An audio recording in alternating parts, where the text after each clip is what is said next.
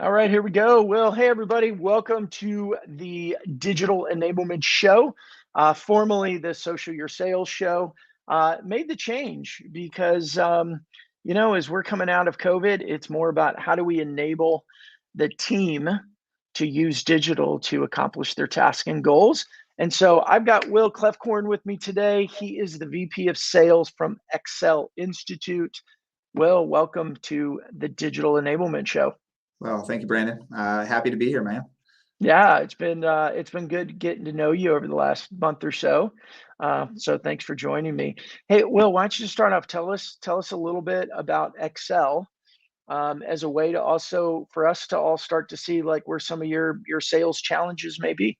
Sure. So we're EcSELL Institute, but under an umbrella of EcSELL companies. So we really have three main lines, which is EcSELL Business, where we're working with managers and leaders.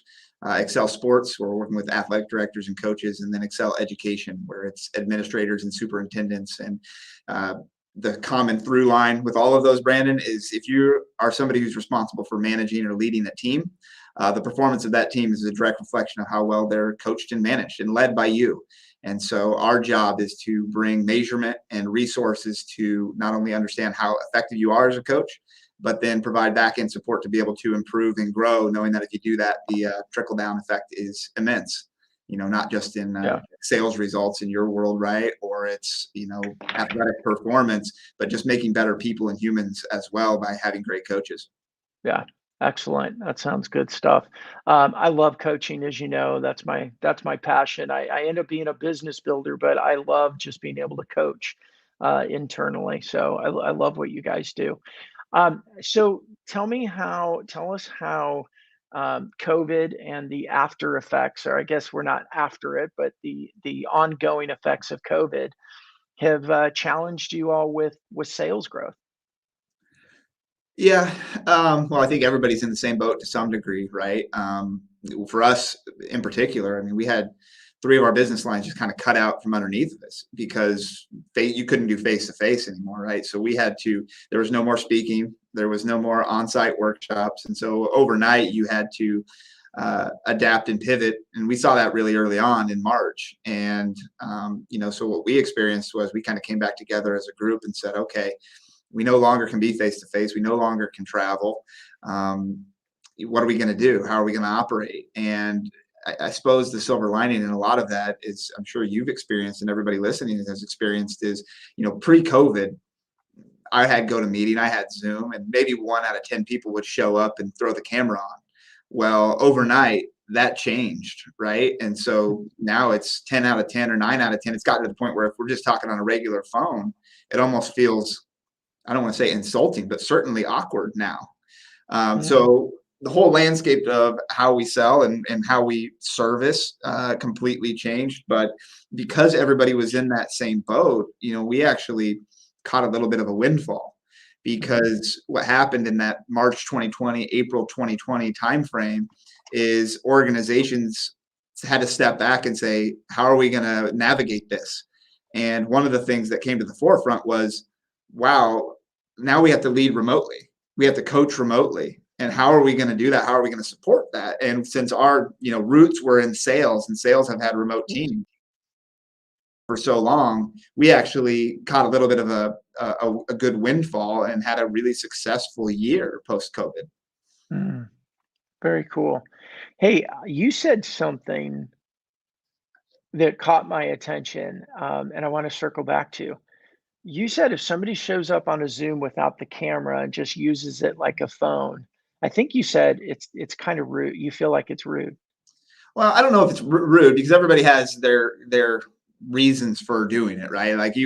you could be in a car, you could have a circumstance come up where like you're just feeling like crap that day and you don't want to be Right. on camera. So it's not rude per se. I just think that it feels awkward. I always leave mine Mm, on, right? There's a little bit right. of disjointedness with it, but Yeah. more so just picking up this thing, right? If I'm just going to Yeah. call somebody and I have a sales call um, on the phone and not being able to see the face of the person, it feels a little bit awkward. Where Awkward. there was a time in 2000, 15, for example, where this felt a little bit awkward, and now it's the inverse now. Right. Right. Yeah, that's real. I think that's really interesting. It's one of the it's one of the side effects, if you will, of this whole digital transformation, this digital enablement, is that there's slightly different rules, Yeah. especially in a post-COVID world. Right. Well, I mean, how have you seen it transform? Because I mean, you're an early adapter to this stuff in terms of, Mhm. digital and the importance of it. How has it evolved from, when you first started really getting involved and ingrained in preaching? Yeah, that's a good question. Thank you for reversing this and making me the guest. I appreciate that.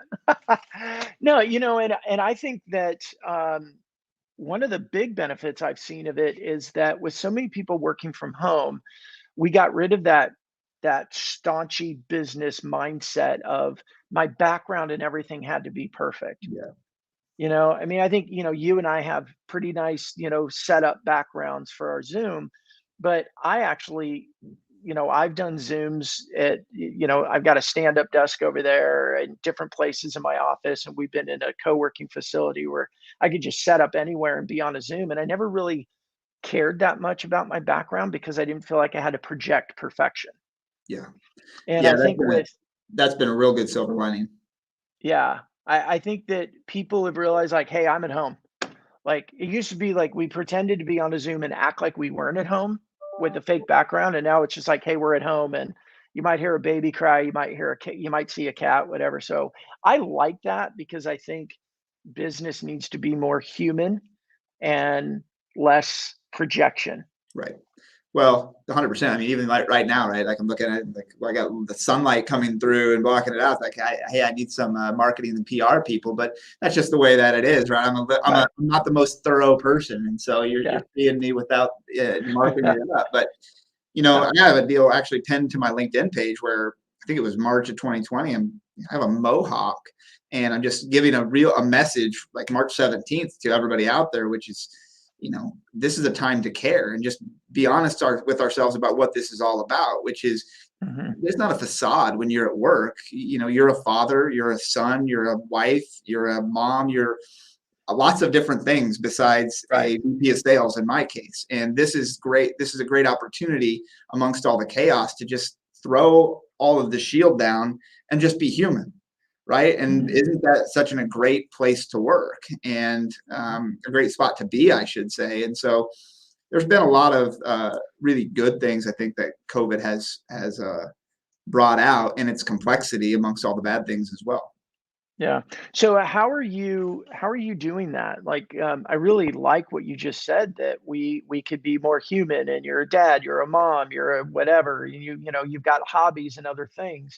Yeah. How is that playing out, or how does that look like for you or for your team in a digital environment?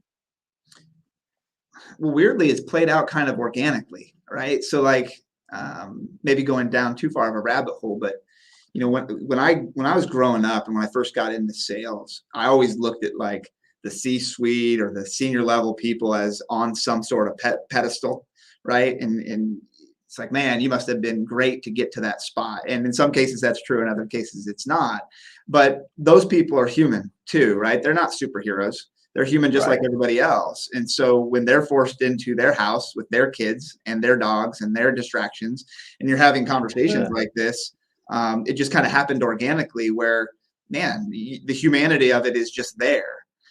Yeah. Where before, early on, especially in my career, I would very intentionally sit before I'd go into meetings and just visualize senior executives with their kids or working in the yard, because it was just a good reminder of myself to like not overthink the Mm. situation. What these people care about is their livelihoods and their families just like anybody else. And if you operate from that mindset, then it's easy to ask questions. It's easy to be personable.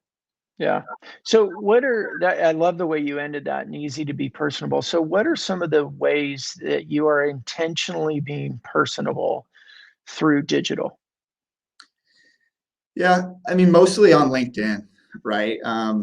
You look for opportunities just organically that come through your newsfeed to be helpful, right? I think more than anything. And what's weird is that a lot of it happens through your subconscious. Like I didn't know you before the first time I talked to you, but I kind of did know you because we were connected. We had some similar sphere of influence. right? And so I always felt like, well, I kind of know Brandon Lee, even though I don't know you at all, right? And Right. so a lot of this stuff happens organically, but with intention. Lots of times I'm just looking for people who are in our sphere of influence, coaching, leadership, change management, whatever, and then just offering opportunities to help. Mhm.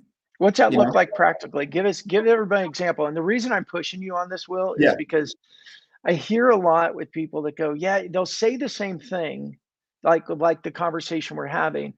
And then if I push and go, well, what does that really, how do you do that? And they'll go, I don't know. It's like they don't know tactically how something like that would look. Yeah. So how does that tactically look for you? Yeah. So I should say, like, I'm a believer that all mediums work, right? And so digital, telephone, email, I don't really have a bias one way or the other. I think that they're all work towards the sum of the parts. But to answer your question directly, 5 times a day, I take out the phone and I go to people that I'm first degree connections with. And if they're people that I'm trying to, say, prospect or put in the funnel, I'm taking that LinkedIn app on the phone, right? And clicking a video, pulling it up, and then I'm providing something of value to those folks and saying, hey, you want to talk about it? And sometimes it's a call to action, and sometimes it's not. Sometimes it's, uh, hey, Susan, who's a manager, had posted something about the value, the importance of trust. And Mhm. so I say, hey, Susan, saw your post on trust. We actually have some data and research in this white paper below. Check it out. I think you'll find it very valuable. Right now, it serves two purposes. One, it's self-serving because it Mhm. builds our brand and it builds that relationship with her. But two, it brings value because Mhm. there's information and knowledge in that piece that I'm sending to her. So I'm very specific about or intentional about, hey, I'm reaching out to 5 people via video on LinkedIn every single day. That's Now, really cool. the residual impact of that is, it depends. It's funny how it pays off over time, right? And lots of Mhm. times when you least expect it. It's like I sent somebody a video a year and a half ago, and then I hear from them, hey, I'd love to talk with you about this. I didn't hear from them outside of a thank you right after that. But in terms of like a business relationship, it didn't happen until down the road because the timing and the need wasn't there initially. Yeah. Yeah, that's really good. And that's part of your daily cadence is to send 5 of those a day? By the day, That's business really days. cool. No, I don't do it on the Yeah, weekends, but every right. business day, right? Yeah. You don't wanna send a bunch of prospects personal videos on a Sunday morning. Well, every now and then you get that. You know how it is. Yeah, yeah. That's really I love that. And so for people listening, I mean, what I really appreciate about that, Will, is you found a way that resonated with you and your personality, and your comfort with digital and video to create a daily cadence or a daily system that digitally was going to help fuel your personal funnel, Right. your Well, yeah, pipeline. exactly. And there's other things you do too, right? Like I also take it on a Friday, I take inventory of uh, people who have interacted and liked posts on EcSELL's website, our CEO's brand, his Mhm. LinkedIn page, our president's LinkedIn page, because lots of times that's where, hey, if I'm a high school athletic director, for example, and I live in Washington and I like this post on psychological safety that our CEO posted there, then that's somebody that I want to connect with and bring value with over time. Right. Right. So you have to be intentional about making sure that you don't miss those people that are engaging with your material, either directly with you or indirectly with your business or colleagues. Mhm. That's really good. And now, that's something that you do? Is that something that is strategically discussed internally with the team as well? Not as much as it should be, Mhm. but that's maybe probably just a lagging strategy with digital that'll come to more fruition as we grow, right? I mean, that's just something that I don't know if it's intuitive. Mhm. It's like, hey, if somebody's interacting with your stuff, you probably should thank them for that. Right. I think you can teach that to somebody, but that's also just very innately me. That's what I do. Yeah. Well, and here's what I like about it, and I'm going to pose this in a question here, but I'm going to make it sound like a statement. I think what I like about what you're doing, and I do think it is innate. It's part of your um, the sales training that you have in you throughout the years, which is look for opportunities of warm conversations to extend them. But what I like about I spend a lot of time, as you know, talking about what do we take from the offline world that works well and how do we apply it into a digital world because it'll still work well. And I propose it also works a lot more efficiently, it works faster. So what I heard you say is if you were at a networking event, let's say you were at a conference with your team Mhm. and you saw a group of people talking to your CEO quite a bit, you would probably naturally go over and introduce yourself as well, Sure, of course. right? Right. I mean, you'd be remiss not to. You would be remiss not to. And now what you said is you've developed a system that you do that digitally, which is you go to your CEO's LinkedIn page and look and see who's been engaging or responding to some of the stuff that he or she has posted. You go to your business company page and look and see who's responding or connecting with things, and then you go personally introduce yourself to them. Is 100%. that is that Yeah. that's what I heard? Yeah. I think that so you use a word that I think is critically important, which is intentionality. Right, being intentional. Like some Yep. of that stuff just happens because of who you are.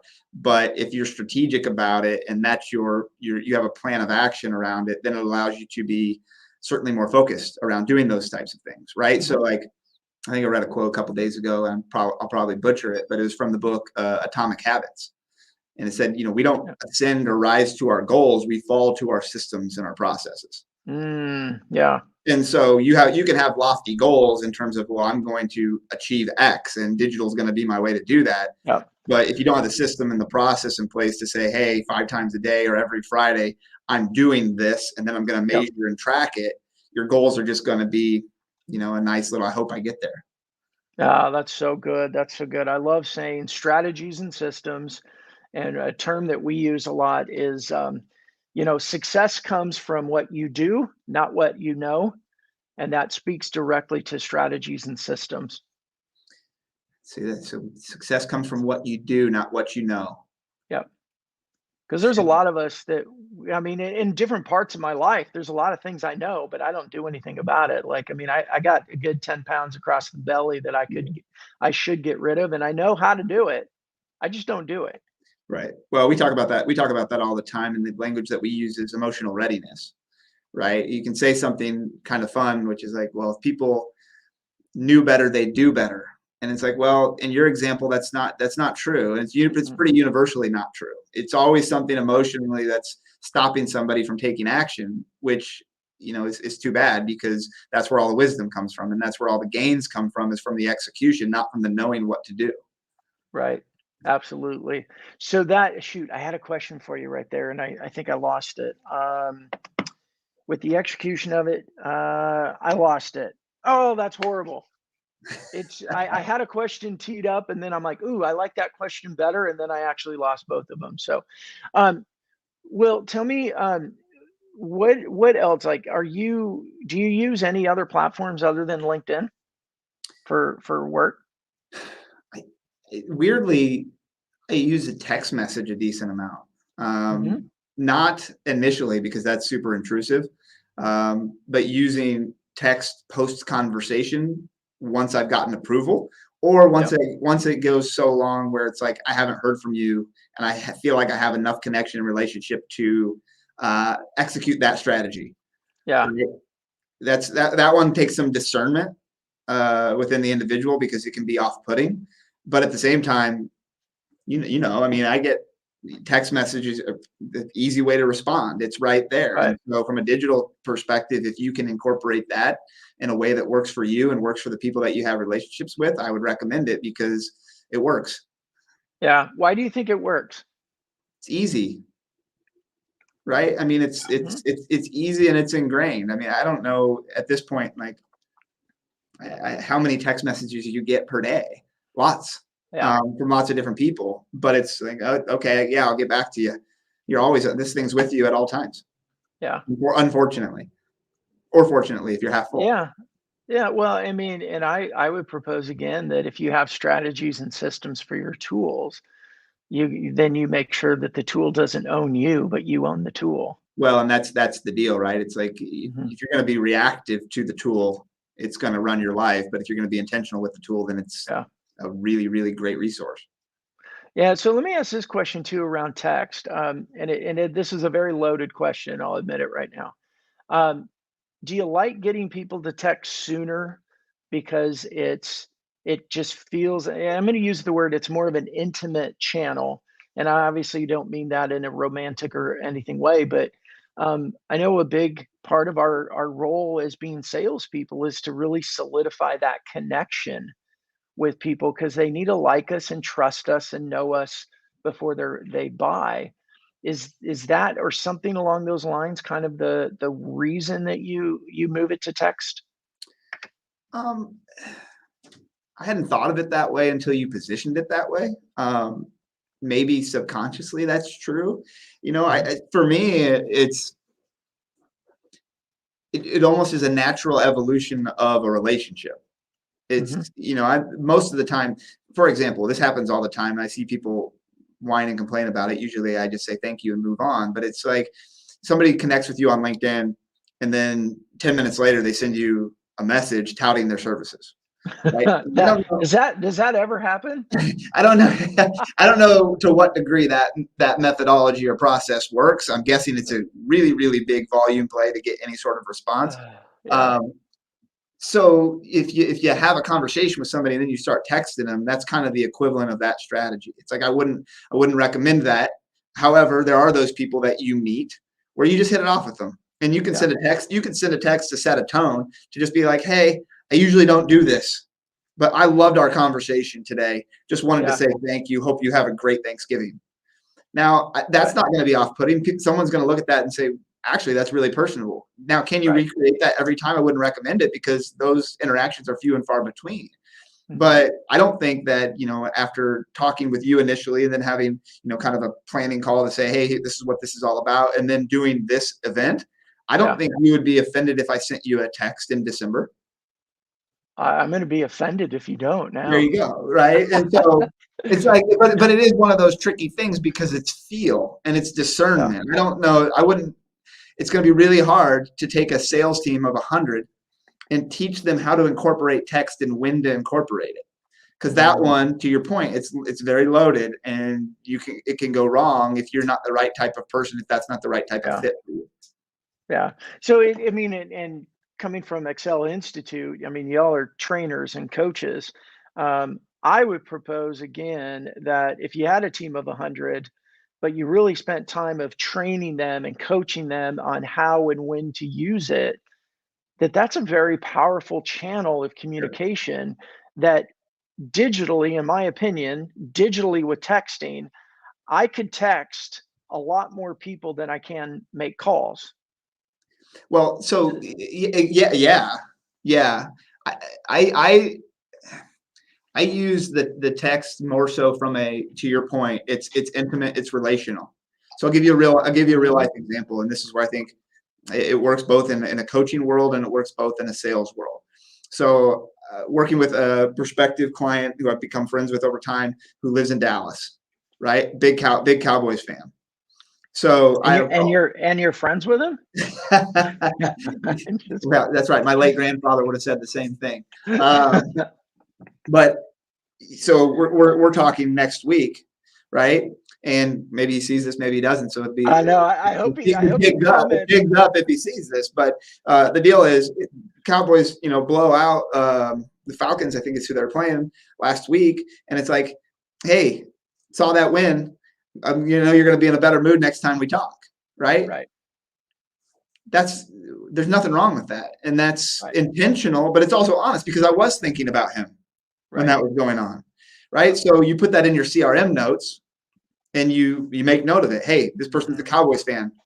Oh, okay. I want to follow up then with something. Coaching, this happens all the time. It's like, well, we do a one-to-one meeting, and you find out that Brandon is a big fan of skiing. Okay, great. Then I'm gonna there you go, right? Soccer. Soccer. It's a big fan of soccer, right? Yeah, you So live there. so what I'm gonna do is I'm gonna put a note in there to send Brandon a follow-up piece around whatever, that we talked about that was important to him 3 months later. So that's intentional. some people, great coaches, do that just very organically without even thinking about it, Right. but most don't. And so that as a strategy, when Brandon gets the email from his manager 3 months later that says, "Hey, I saw this article about youth soccer and knows little Susie plays soccer." That's meaningful, and that Right. matters, and that goes a long way in terms of connection and discretionary effort. Yeah, that's really good. I like the way you're thinking about that. And I'm going to throw this in the little infomercial on Funnel Amplified here a bit, because what you're saying is exactly why I think digital enablement for sales teams and really customer success and the whole team is so important, because this medium of digital, whether it's in social networks, it's texting, it could be, Messenger. I think I do a lot with Facebook Messenger, even with people I'm not friends with on Facebook, because the business relationship still has, it hasn't moved into a friendship, so we're not friends on Facebook, but Messenger is an easy way to communicate with people, just like WhatsApp is, and other tools.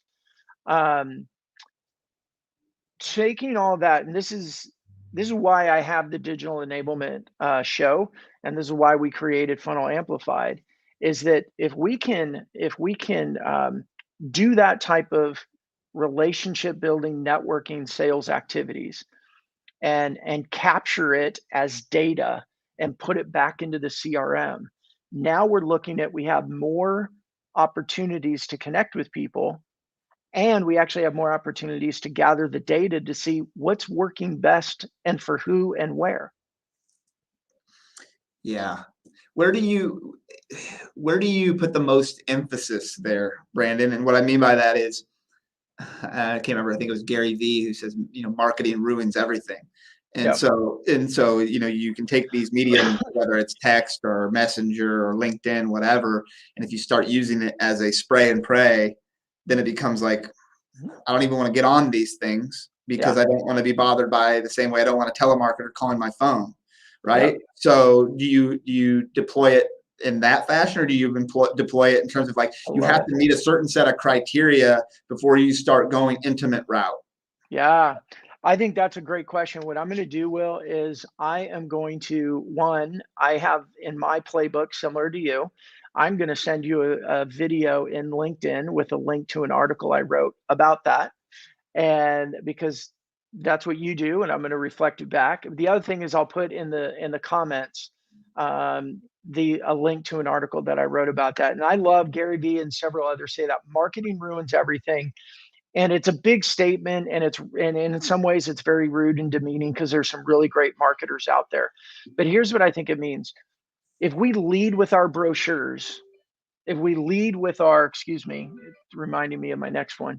If we lead with our brochures, if we're all sales, sales, sales, sales, that's where marketing ruins everything. But if you are a salesperson that understands that there is value in relationship before the sales, Sure. and there are those that say, oh, relationship doesn't matter.